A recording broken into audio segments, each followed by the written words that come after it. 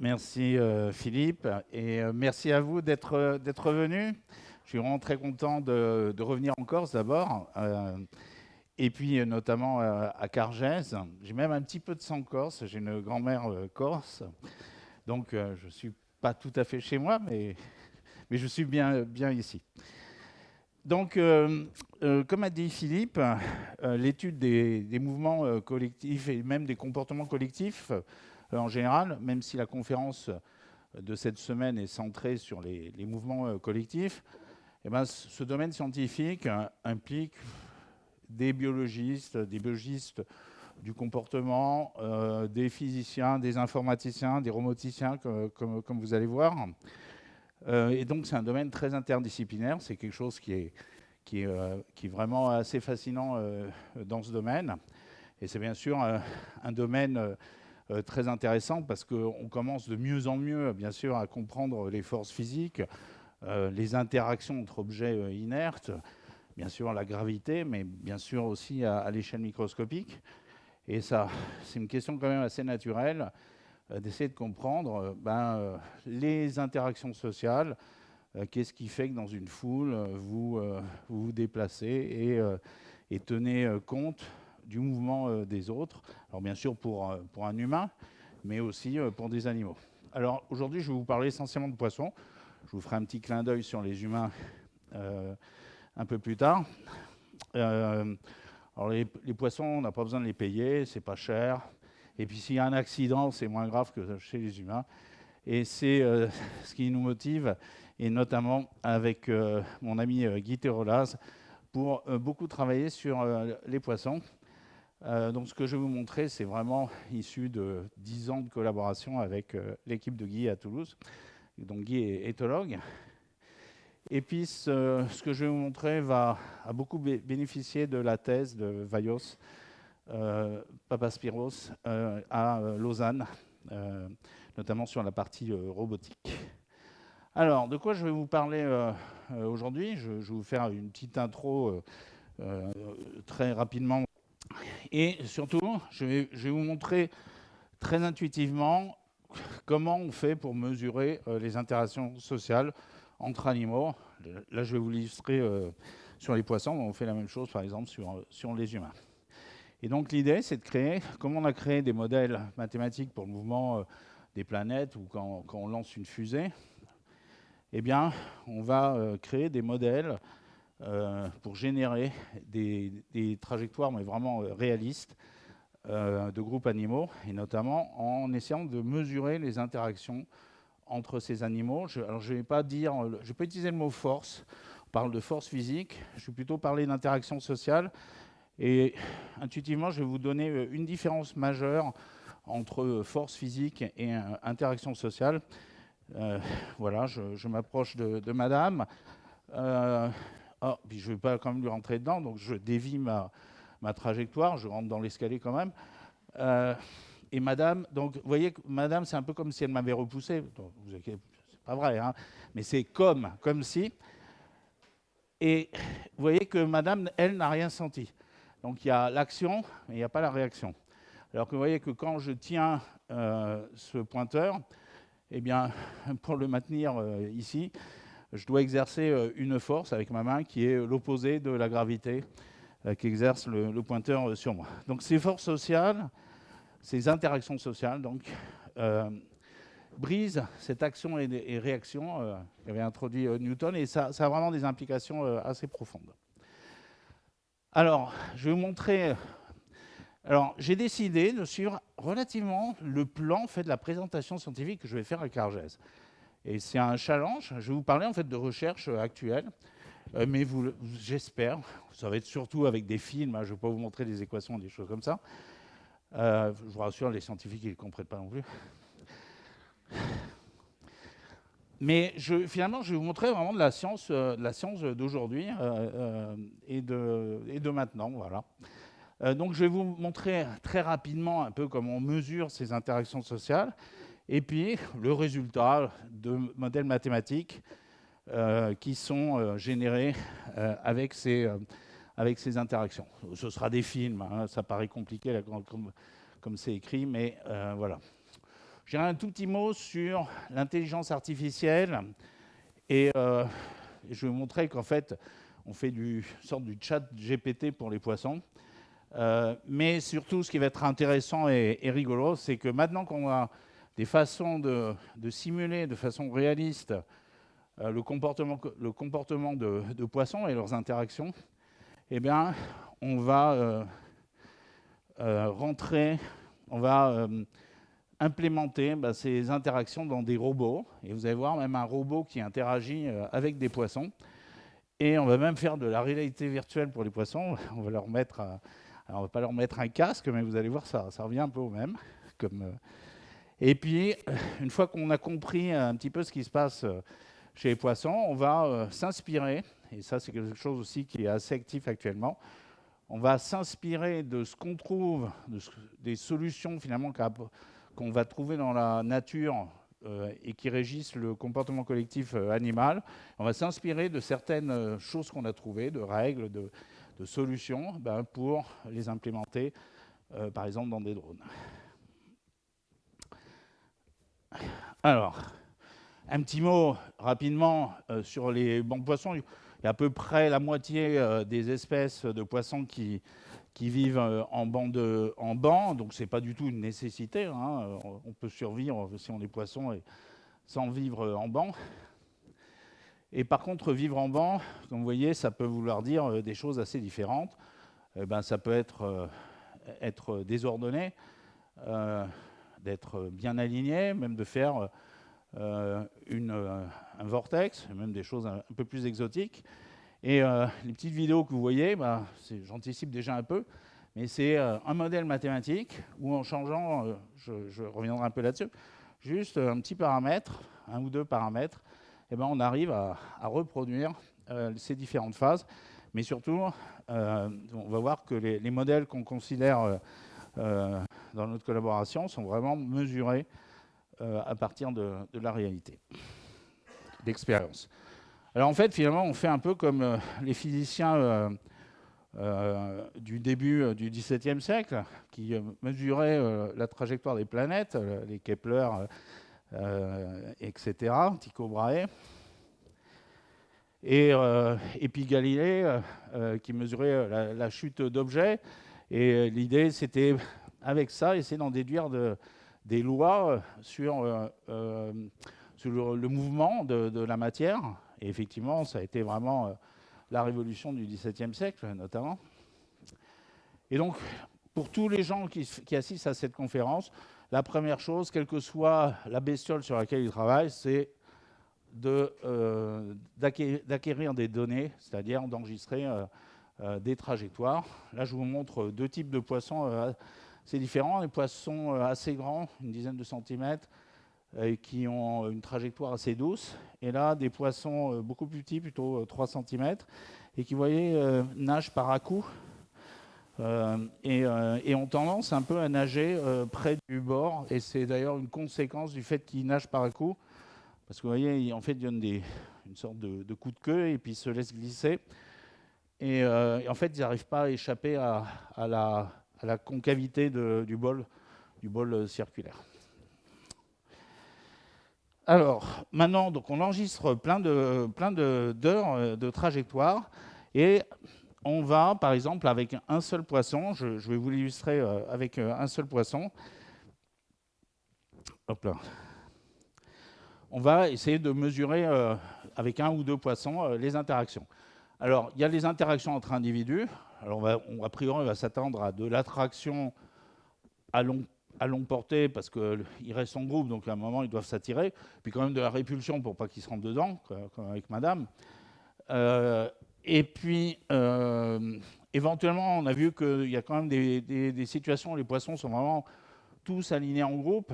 Donc, ça suggère qu'il y a une interaction d'alignement entre les individus, éventuellement même avec les parois. Et puis, il y a une composante aléatoire. Alors, Guy a horreur quand j'appelle ça le libre arbitre. Mais vous allez voir que ça correspond quand même, sa façon, à notre intuition. Ça veut dire quoi? Ça veut dire que si moi, vous me lancez du même endroit, à la même vitesse, et vous me dites « vas-y, marche », je vais toujours essayer d'éviter cette estrade, normalement.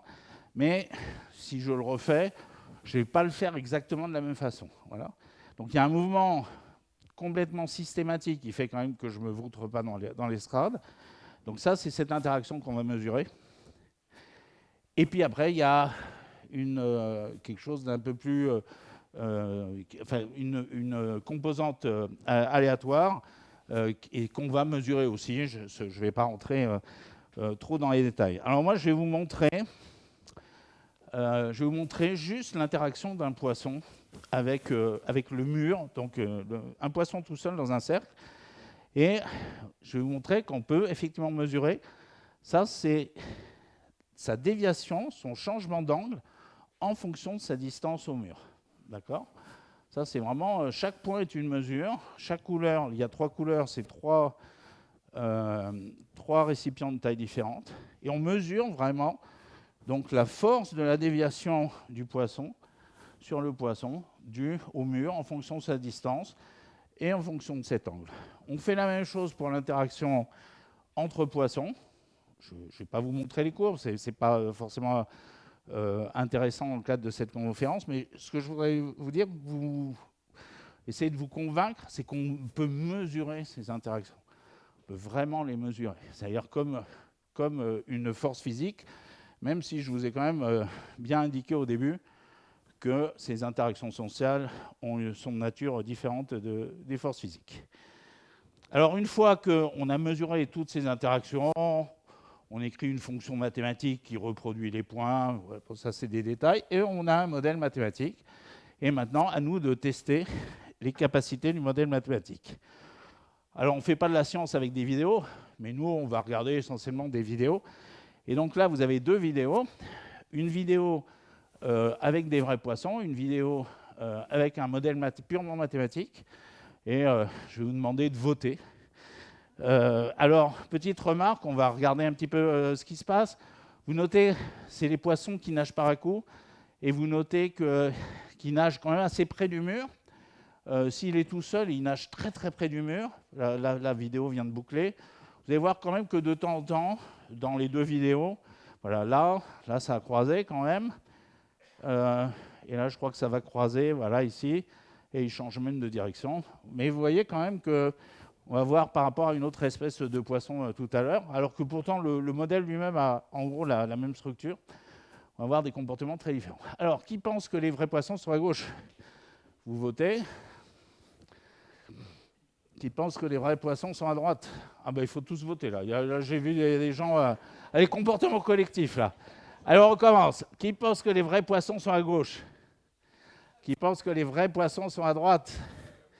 Ah, c'est les poissons de droite qui ont gagné, on dirait. Raté.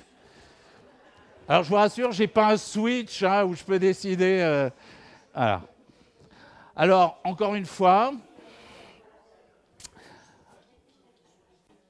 on ne fait pas de la science avec des vidéos de 40 secondes. On a des heures de trajectoire enregistrées et on mesure des choses quantitatives. Par exemple, regardez, on va mesurer quelle est la probabilité pour que les 2 poissons soient à telle ou telle distance. Oui. Ah, c'est à votre droite. Ah, pardon, quand j'ai dit à droite, c'était votre droite. Bon.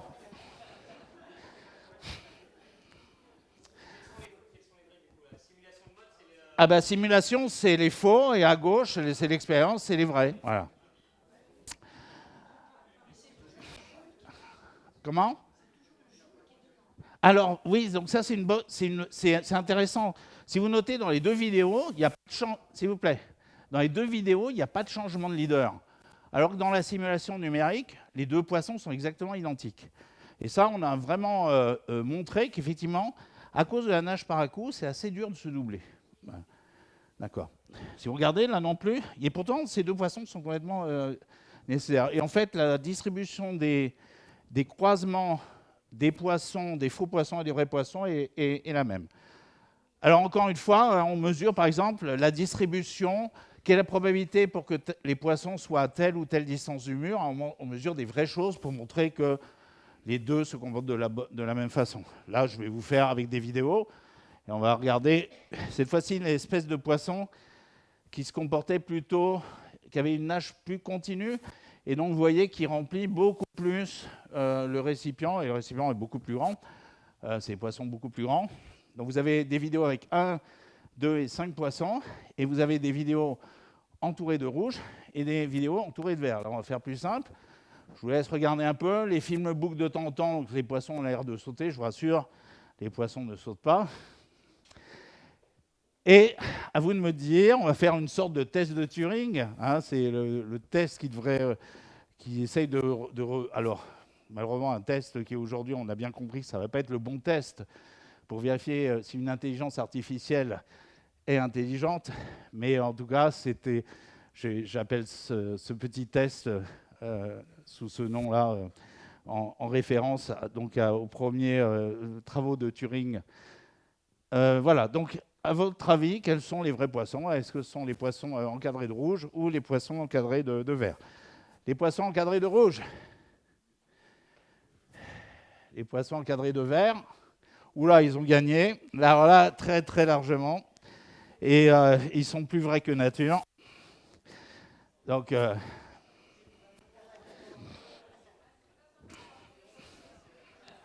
Alors, non, mais là, je vous ai donné une indication, les poissons rouges. Bah, ça existe aussi des poissons verts. Hein. Bon, voilà. Alors là, pareil, hein, bien sûr, le modèle est validé en mesurant des choses de façon quantitative. Alors,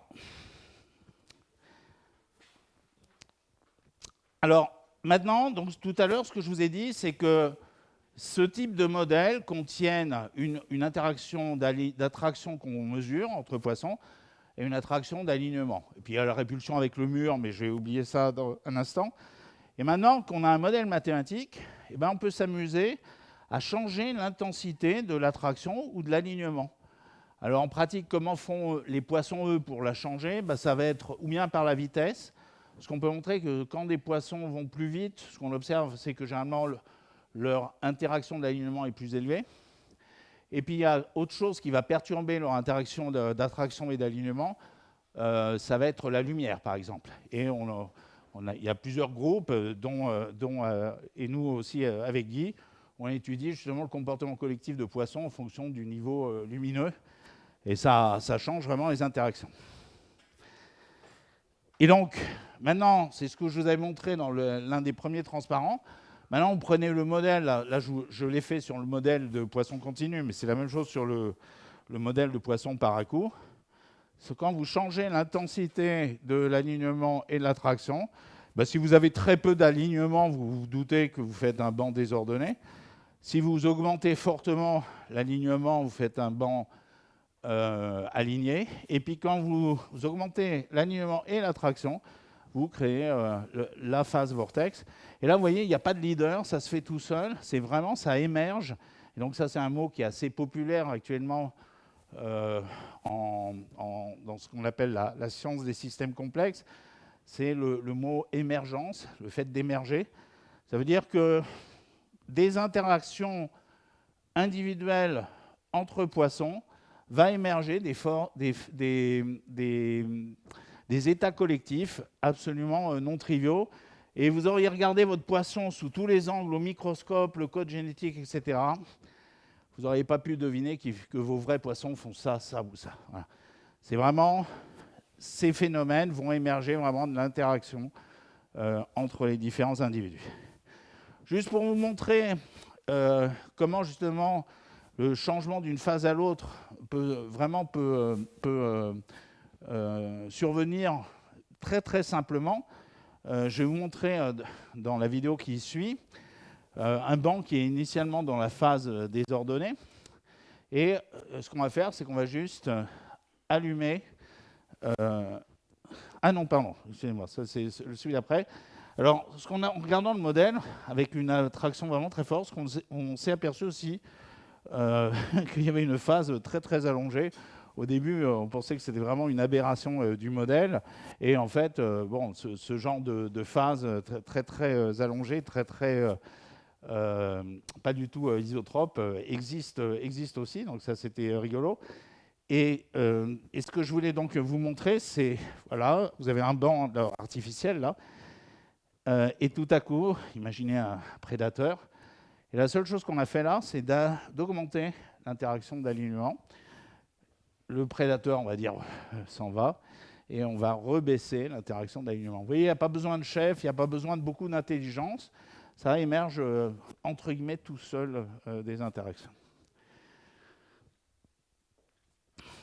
Alors, au passage, dans la vraie vie, augmenter l'interaction d'alignement, ça peut, par exemple, être corrélé avec la vitesse des poissons.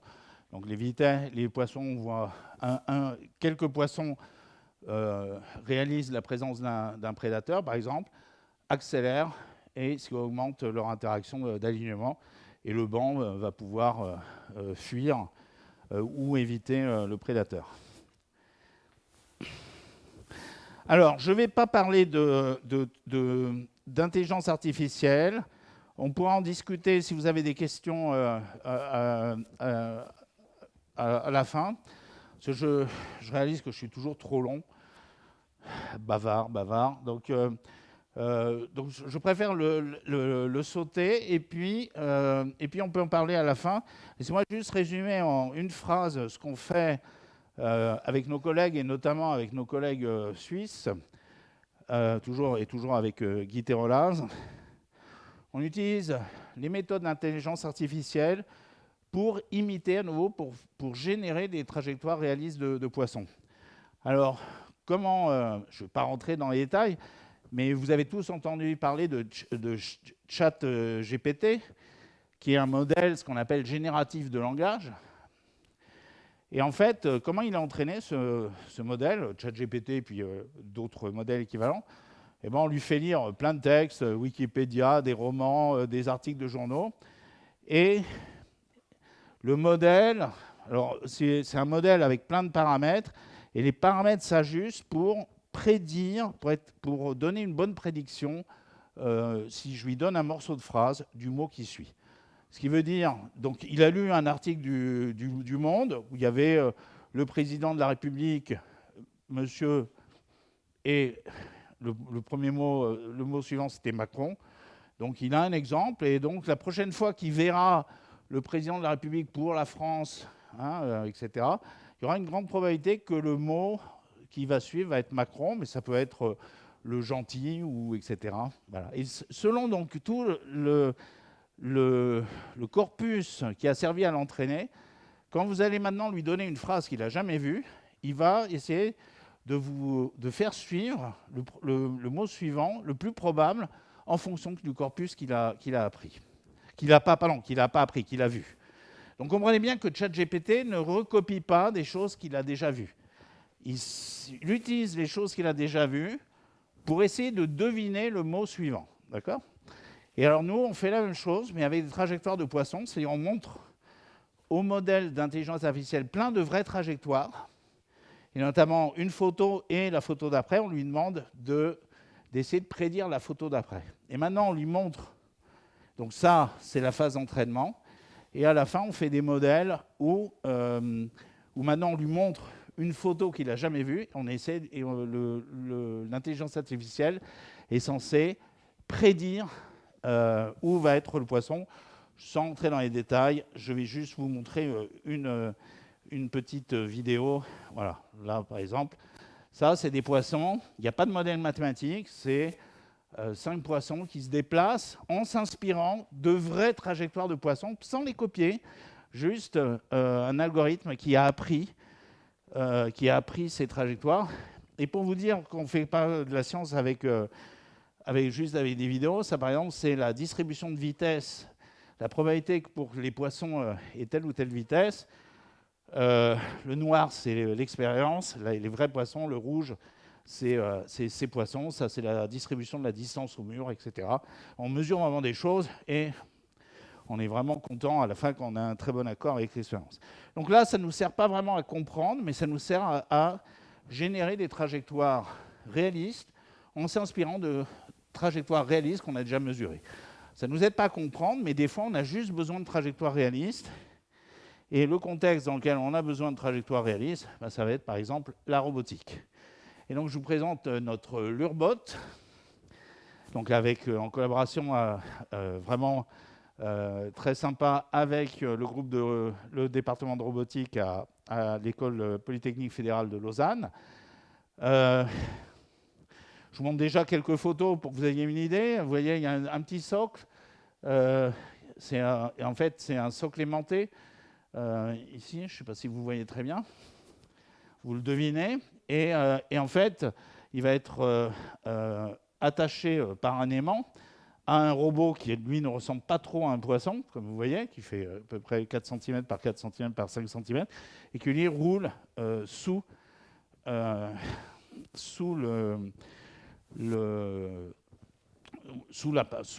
récipient. Et vous notez que on a quelqu'un qui a amoureusement... Alors d'abord, on a fait un moule d'un poisson réaliste, et puis il a été peint amoureusement pour quand même avoir une bonne tête de poisson, et vous allez voir que ça joue un rôle très très important. Alors, donc là, pour vous dire, c'est quand je vous dis que c'est de la science très récente, hein, les expériences, elles ont été faites l'année dernière à Toulouse, donc c'est vraiment... et le papier a été publié il y a quelques mois. Alors, donc vous avez des poissons et le robot. Alors là, vous voyez, c'est pas très clair à voir qui est qui. Et c'est filmé du dessus. Et on a des algorithmes qui permettent de suivre en direct la position des 5 objets. Là, par exemple, là, il y en a 5. Il se trouve que là, il y a 4 poissons et le robot, donc vu de dessus. Mais heureusement, comme je vous ai dit tout à l'heure, le robot qui lui bouge vraiment, il bouge en fait entre, j'aurais dû vous montrer ici, sous le récipient, entre 2 plaques, et sous le robot, il y a des petites loupiottes, et vous avez une caméra en dessous qui filme les loupiottes, et donc le robot sait, grâce à la caméra d'en dessous, où est-ce qu'il est, et en regardant au-dessus, il dit « Ah, ça c'est moi ». Ou ça, c'est d'ailleurs le robot, je crois que ça. Sur les films, je peux le voir, là, c'est pas très clair. C'est pas le plus petit. Souvent, les gens me disent le robot, c'est le plus petit. Non. Voilà. Donc, en fait, c'est assez simple. Hein, c'est pas du tout simple, mais finalement, dans l'esprit, c'est quand même assez simple. Une caméra au-dessus qui regarde tout le monde, une caméra en dessous qui dit au robot, toi, t'es lui. Et à la fin, le robot, en théorie, peut dire ah. Moi, je suis là, les autres sont là, je mesure leur position, leur vitesse et leur direction, et je utilise un des modèles, que ce soit le modèle mathématique ou le modèle d'intelligence artificielle, pour moi-même réagir en direct à la position des vrais poissons. Alors, avant de faire ça, on va quand même parler d'un... Je vous ai dit tout à l'heure que le modèle avait été peint de façon vraiment avec amour. Je vais vous montrer si vous ne prenez pas, quelque chose peint avec amour, si vous prenez plutôt une petite boule noire. Comme vous voyez, le poisson, il n'en a rien à foutre. Passez-moi l'expression. Donc là, la forme du leurre joue un rôle très très important. C'est le même robot derrière. Ce que j'ai oublié de dire, c'est que là, pour l'instant, le leurre est passif. Il fait des cercles idiots. Hein, il ne réagit pas au poisson. Dans les 2 cas, il fait des cercles. Sauf que là, vous voyez, le poisson s'en fiche, alors que là, le poisson suit amoureusement, lui aussi, notre robot. Alors là, le robot, à nouveau, fait une forme préprogrammée, mais beaucoup plus complexe. Et à nouveau, je vais vous la montrer, cette forme, une sorte de rosace. Là, à nouveau, vous voyez que le poisson est très intéressé et suit le leurre, alors qu'avec la petite boule noire, ce n'est pas terrible. Donc ça notamment, vous comprenez bien que même si vous avez un très bon modèle pour le robot, c'est-à-dire un modèle de comportement du robot, mais que le robot n'est pas accepté par l'espèce animale, ça ne va pas marcher. Donc, et ça, c'est quelque chose que vous ne pouvez pas prévoir vraiment à l'avance. Hein, vous ne savez pas vraiment... vous n'êtes pas dans la tête du poisson. Alors, je vais vous montrer maintenant ce qu'on appelle des expériences en boucle fermée. Je vais vous montrer d'abord avec 2 poissons. où cette fois-ci, le robot lui-même est programmé avec un modèle mathématique, où on a récemment publié un article où il est aussi programmé avec de l'intelligence artificielle. C'est-à-dire le robot réagit en direct à ce que fait le poisson, en utilisant le modèle mathématique tout à l'heure où je vous ai essayé de faire deviner quels étaient les vrais poissons. Vous notez là, à nouveau, la boule noire se comporte avec le vrai modèle, mais le poisson ne l'aime pas. Et je vais vous montrer avec 5 poissons sur une vidéo plus grosse. Tout à l'heure, ce que je vous ai montré, la forme que faisait le poisson, vous voyez, c'était cette rosace. En fait, il fait des 8 et le 8 tourne. Quand vous avez le leurre qui est une boule noire, bah, ça vous montre ce que fait le poisson. Vous voyez, ça ne reproduit pas très bien ce que fait le robot. Alors que quand vous mettez le leurre biomimétique, eh ben, vous avez un bien meilleur accord. Et maintenant, donc à nouveau, on a quantifié, par exemple, la distance entre les poissons et le robot et les poissons, la distance du poisson au mur. Mais là, je vais vous montrer juste une vidéo. Donc là, vous avez vraiment la caméra prise au-dessus et vous avez le tracking, le suivi en temps réel des 4 poissons et du robot. Vous pouvez essayer de deviner quel est le robot. Vous voyez quand même, ça marche pas mal.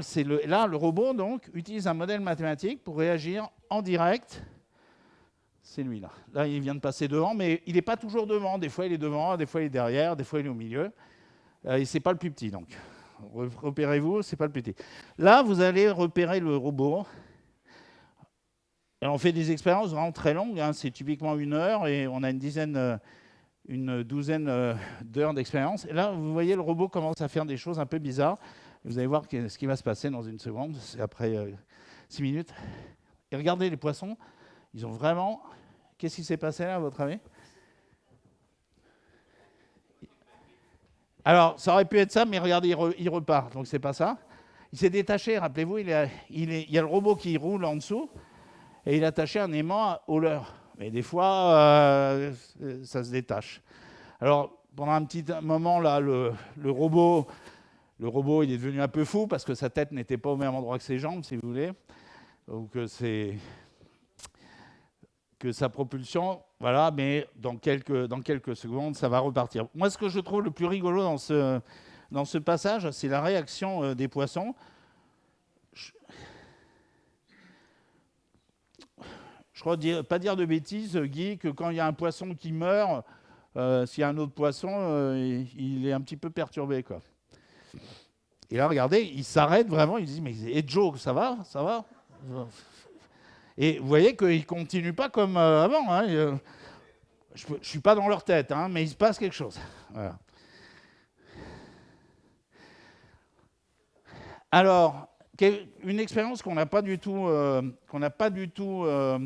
exploitée pour l'instant, on n'a pas du tout analysée avec Vaios. Mais c'est... l'expérience, c'est pas ça. On a pris des formes mieux contrôlées, etc. Mais pour l'illustrer... On a pris la carte de la Suisse et de la France, où on a le robot qui... Je vais peut-être revenir en arrière parce que c'est quand même assez rigolo. Alors, c'est quelque chose qui intéresse pas forcément les physiciens et les biologistes, mais qui intéresse vraiment les roboticiens en termes de ce qu'on appelle de contrôle. C'est-à-dire, l'idée, c'est d'utiliser un robot pour contrôler ou bien des animaux, des gens, les aider par exemple à trouver un chemin, ou d'autres robots, par exemple des robots qui se déplaceraient en essaim. Et alors l'idée, là en l'occurrence, donc là il y a le robot et là un poisson. Et en fait, le robot, dans son logiciel, il interagit avec le poisson, mais on a rajouté une interaction avec un champ. Vous voyez ces flèches là, que vous voyez. C'est comme si c'était un fluide. Hein, imaginez un fluide qui prendrait dont les lignes de champ prendraient une forme de France stylisée, qui fait que quand vous trouvez là, bah vous êtes attiré par le mouvement du fluide vers la frontière de la France. Alors il manque la Corse, je suis désolé, mais c'est tout à fait... il ne manque pas d'ailleurs que la Corse. Mais il manque clairement la Corse. Voilà. Mais on va dire que c'était trop petit à l'échelle, donc le poisson n'aurait pas suivi. Il faut que je trouve une excuse. Désolé. La France métropolitaine. Voilà. Voilà. Et donc l'idée, c'est que le robot, lui, le robot, en fait, c'est comme s'il interagit avec le poisson, avec des interactions réalistes, et en plus, il interagit avec un fluide, mais qui n'existe pas. Vous comprenez bien qu'on n'a pas fait un mouvement de fluide dans notre bassin. C'est juste un fluide fictif, un courant fictif. N'empêche que dans le logiciel du poisson, on peut lui dire, en fait, il y a ce truc qui existe. Et en plus, il faut que tu interagisses toujours avec le vrai poisson. Hein. Ça, comme tout à l'heure, comme ce que vous allez voir, vous avez vu tout à l'heure. Voilà. Et donc, voilà. Donc, alors après, ce qu'on a regardé, alors on n'a pas du tout, pour l'instant, exploité, mais on a mis des formes plus ou moins concaves, plutôt des triangles, des hexagones, etc.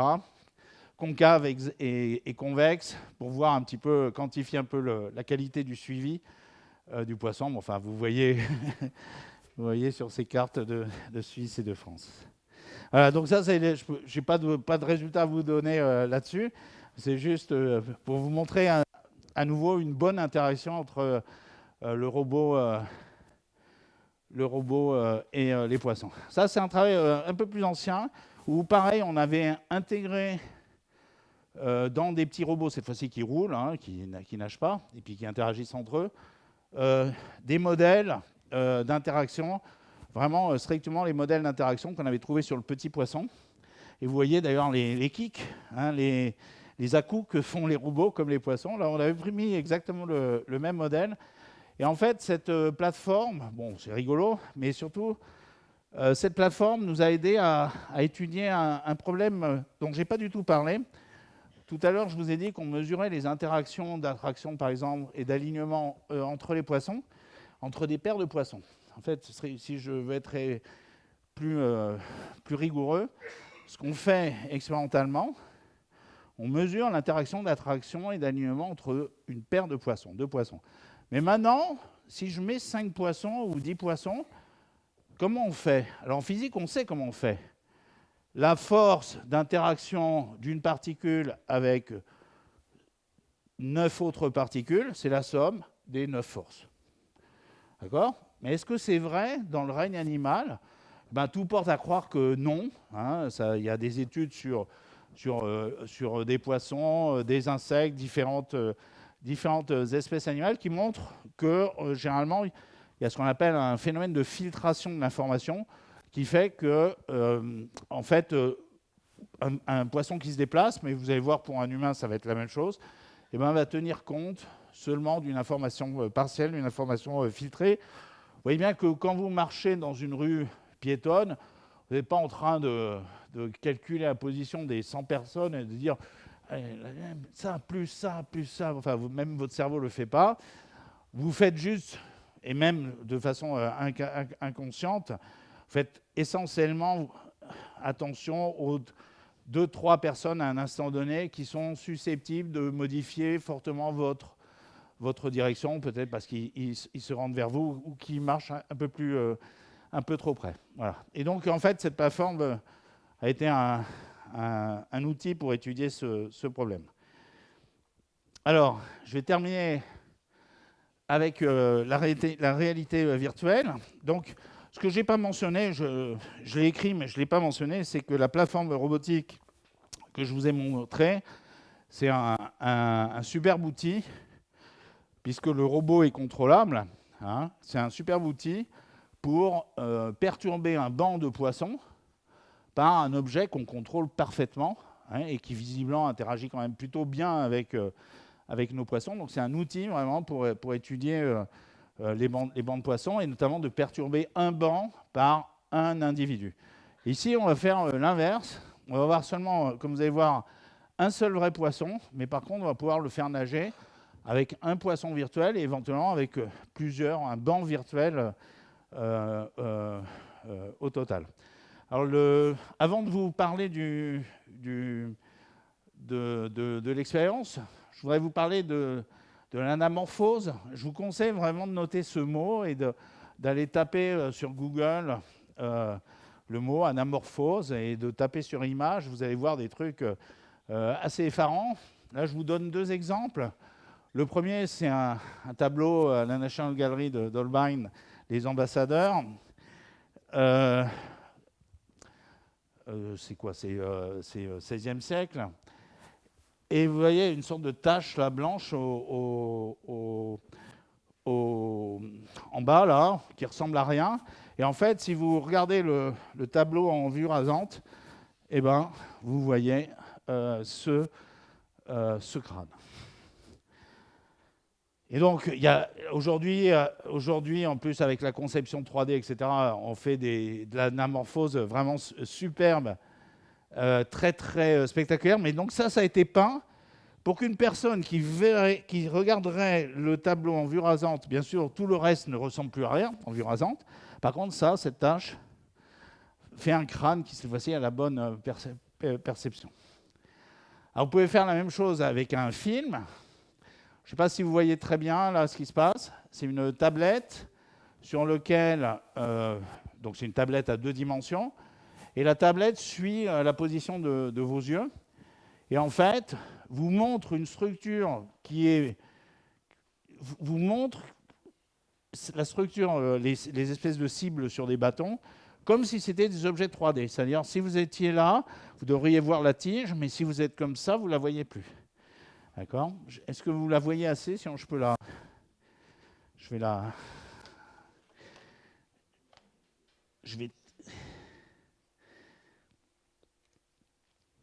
la grossir. Je devrais la grossir dans ma présentation.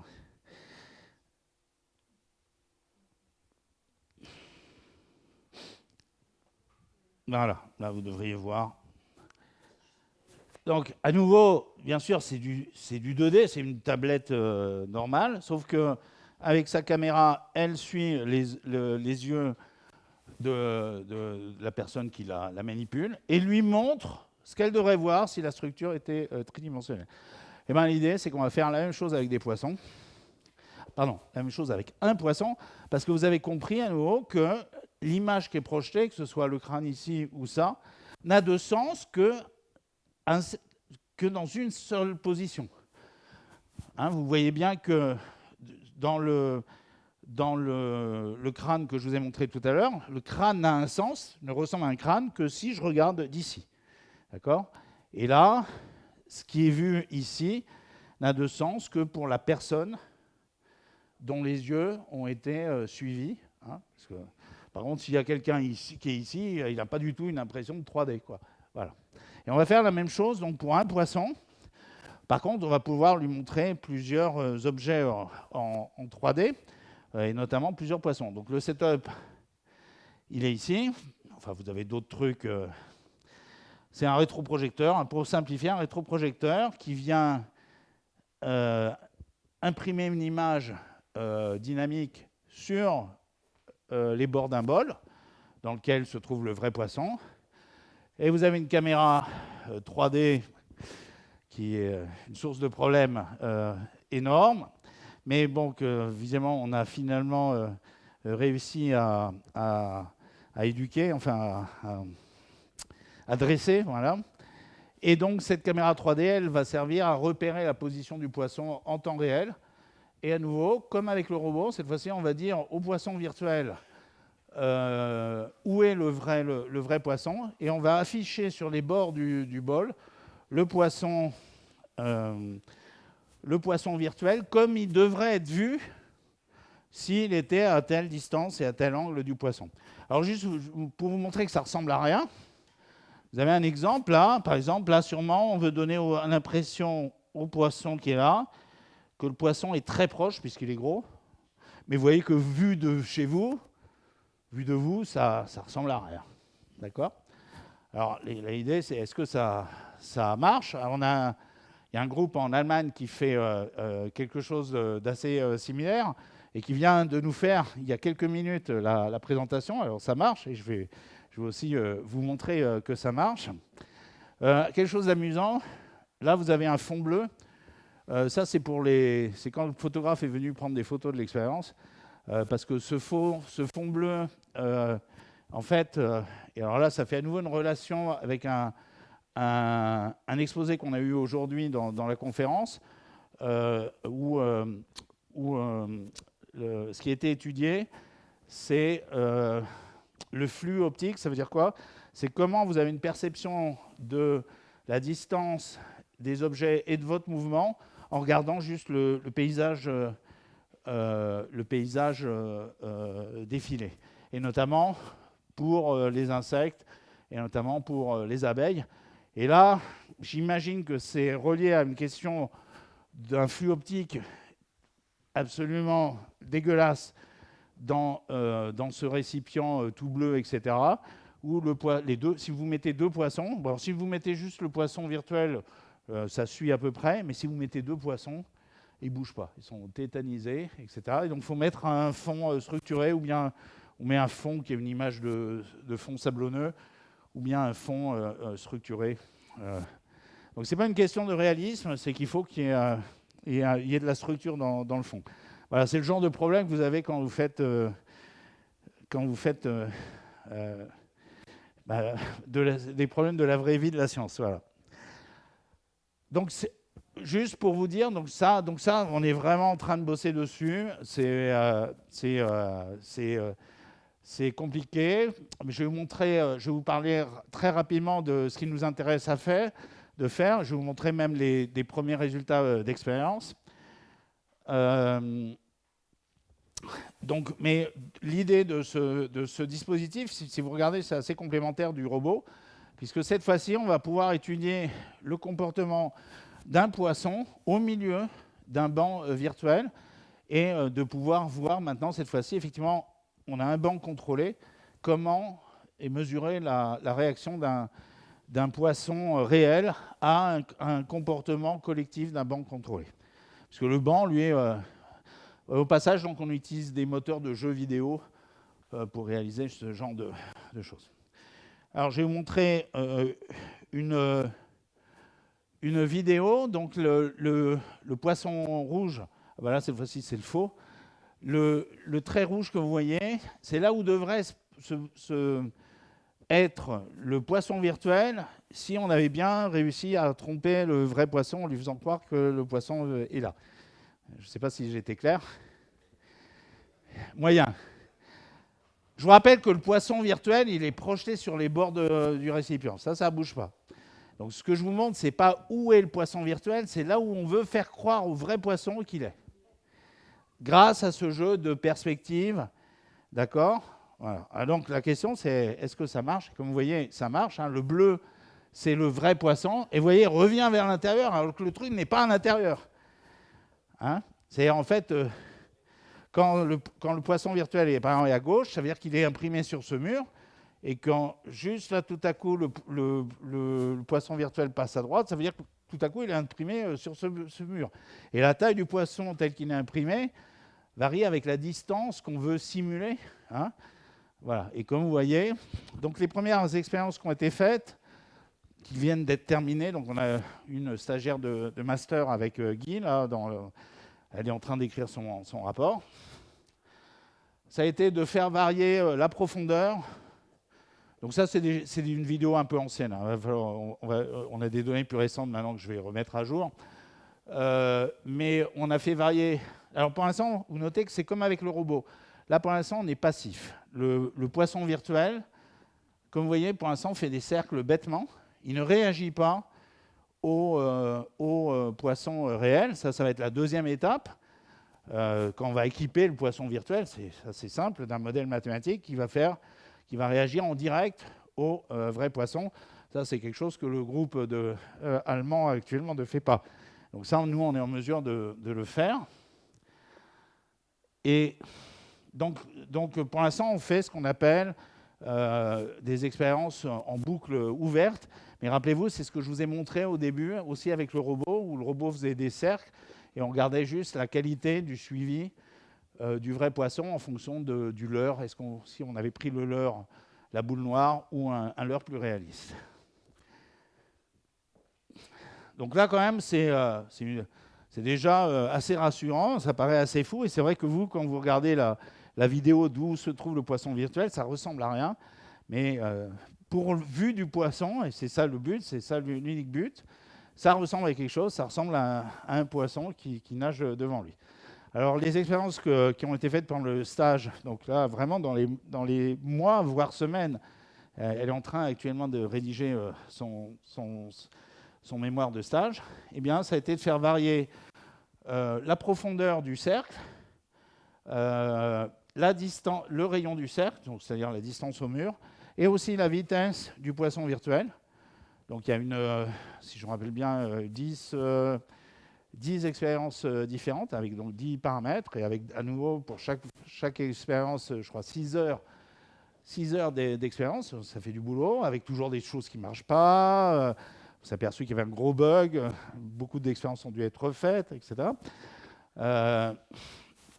Et là, pour vraiment caractériser ce que, pour l'instant, avec un poisson virtuel passif, c'est-à-dire qui ne réagit pas au vrai poisson, d'essayer de comprendre comment le vrai poisson perçoit et réagit au poisson virtuel. Et bien sûr, ce qui nous attend à terme, je sais, Guy, il faut que je le fasse, ça arrive, c'est de mesurer les interactions sociales entre le poisson virtuel, enfin plutôt entre le vrai poisson et le poisson virtuel, c'est-à-dire comment le poisson réel perçoit le poisson virtuel. Est-ce qu'il le perçoit vraiment comme un autre poisson, ou si on mesure son interaction, c'est quand même un petit peu différent. Ok, il le suit, mais si on est un peu plus quantitatif, c'est pas pareil. Et pareil, ce qui va nous intéresser dans un second temps, quand le poisson virtuel va réagir en direct au poisson réel, c'est de vérifier que, par exemple, toutes les choses que je vous ai très brièvement montrées tout à l'heure, les choses quantitatives qui nous permettent de valider une expérience, par exemple, de mesurer la distribution de la vitesse, de la distance, de l'orientation, etc., et bien qu'effectivement, il se passe la même chose quand vous avez deux poissons réels et un poisson réel et un poisson virtuel. Ça, on va voir, c'est les prochaines années. Mais pour ça, il faut que le poisson virtuel se comporte comme un poisson réel. Je vais terminer juste avec quelques mots sur... oubliez la vidéo, c'est juste en fond, là comme ça, je vais juste vous montrer une seconde vidéo plus rigolote, parce qu'on ne voit pas grand-chose. Ça, c'est la volière à l'École nationale de l'aviation civile, l'ENAC, qui est aussi à Toulouse, sur notre campus. C'est l'école qui forme beaucoup de pilotes d'avion, mais surtout qui forme l'essentiel des contrôleurs aériens en France. Et bien sûr, ils ont aussi des laboratoires de recherche, et notamment qui s'intéressent aux drones. Vous pouvez vous douter que dans quelques années, on va commencer à avoir pas mal de drones qui volent au-dessus de nos têtes, et qu'il va falloir un petit peu contrôler tout ça. D'ailleurs, ils ne vont pas pouvoir voler n'importe où. Un peu comme les avions ou les bateaux dans la mer, il va y avoir des rails, des couloirs. Et ce qui est clair, c'est que quand vous allez avoir tous ces drones dans des couloirs réglementés, il va falloir que le drone de la FNAC et le drone d'Amazon ne se battent pas entre eux et arrivent à voler ensemble, sachant qu'il n'y a personne qui va les téléguider. Ils seront autonomes et il va falloir qu'ils soient capables, par exemple, de voler en essaim. Et puis tout à coup, il faut s'arrêter. Donc ils arrêtent et ils font un moulin, etc. Vous pouvez imaginer aussi des drones qui font des actions collectives. Alors bien sûr, ça intéresse les militaires. À chaque fois qu'il y a des choses un petit peu sophistiquées, ça intéresse toujours les militaires. Voilà. Donc, et donc là, ce qu'on fait, c'est qu'on n'implémente pas les modèles qu'on trouve dans les poissons, mais on s'inspire fortement de l'idée, par exemple, de l'interaction 3D, l'interaction en hauteur. On s'inspire de la forme. Vous voyez les équations mathématiques, on s'en fiche. On les simplifie, on ne prend pas vraiment les vraies interactions qu'on mesure, mais on prend des choses qui ont la même forme et qu'on va contrôler mieux, et puis qui sont un peu mieux adaptées à la physique d'un drone. N'empêche que ça... Donc on va appeler ça bio-inspiré. Voilà. Et donc, effectivement, ce qui a été fait, c'est de reproduire les différentes phases que vous avez vu tout à l'heure sur les poissons, le banc aligné, le banc désordonné et le banc qui fait des vortex, de le reproduire avec des drones. Aussi beaucoup en psychologie sociale, ça, et notamment sur vraiment les processus de décision dans les groupes humains. C'est plutôt ce qu'on fait sur les humains. On a commencé avec du mouvement collectif, donc c'est bien sûr un sujet passionnant. Et donc on va faire, c'est à peu près sûr, de la réalité virtuelle aussi avec les humains. Et je vais m'arrêter là. Je vais conclure juste en vous montrant, et bien sûr, vous n'assistez pas à la conférence, la semaine de conférence, mais les collègues nous montrent des choses extraordinaires, pas que sur les poissons, hein, sur des cellules, sur des oiseaux, sur des insectes. Donc on a vraiment une compréhension maintenant des comportements collectifs et spécifiquement du mouvement collectif dans le règne animal de plus en plus développé, et que une des raisons, c'est effectivement aussi le développement de technologies qui nous permettent vraiment d'étudier tous ces problèmes en profondeur, notamment, j'en ai pratiquement pas parlé, mais toutes ces méthodes de suivi de poissons ou d'individus ou de drones en temps réel. Il y a 20 ans, c'était la croix et la bannière. Aujourd'hui, c'est des outils accessibles à tout le monde, essentiellement gratuits. L'IA, la robotique, bien sûr. Là, moi, je vous ai montré une toute petite niche de l'application de la robotique. Et dans cette conférence, il y a bien sûr plein de collègues qui font des choses extraordinaires. Et la réalité virtuelle, où dans cette conférence, on a eu aussi un très bel exposé sur la réalité virtuelle, vraiment sur le mouvement des humains, du groupe de Rennes. Voilà, donc ça, c'est la première chose que je voulais, assez générale, qui ne concerne pas simplement ce que je vous ai montré. Par contre, plus spécifique avec le travail qu'on fait avec Guy et nos collaborateurs, c'est le fait vraiment d'avoir introduit ces méthodes pour mesurer quantitativement les interactions sociales entre individus, et notamment leur perception effective des obstacles et de leurs congénères. On a fait ça essentiellement chez les poissons et l'humain.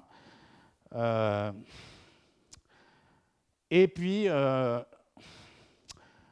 après, l'implémentation de ce genre de modèles génératifs, alors des modèles mathématiques où on mesure les interactions entre individus, ou alors des modèles d'intelligence artificielle, où on ne comprend rien, mais au moins qui reproduisent des trajectoires réalistes. Et après, donc, on peut s'inspirer de ce qu'on trouve dans les mouvements collectifs de vrais animaux pour les implanter les règles, implanter les solutions qu'on trouve dans des drones, dans des robots. Donc ça peut être des applications assez naturelles. Et puis nous, dans l'optique de notre petite recherche avec Guy et nos collègues, ça produit aussi des outils très intéressants pour étudier un peu plus en profondeur, notamment les bancs de poissons avec notre petit robot ou notre setup de réalité virtuelle. Et puis, comme je l'ai dit au tout début, donc une recherche très interdisciplinaire, puisque Guy donc, est éthologue. On a travaillé, et puis les collègues de cette conférence travaillent avec des informaticiens, des roboticiens, et même des physiciens théoriciens comme moi, sachant qu'on travaille sur les humains avec des psychologues, des économistes, oui, même des économistes. Voilà. Je vous remercie.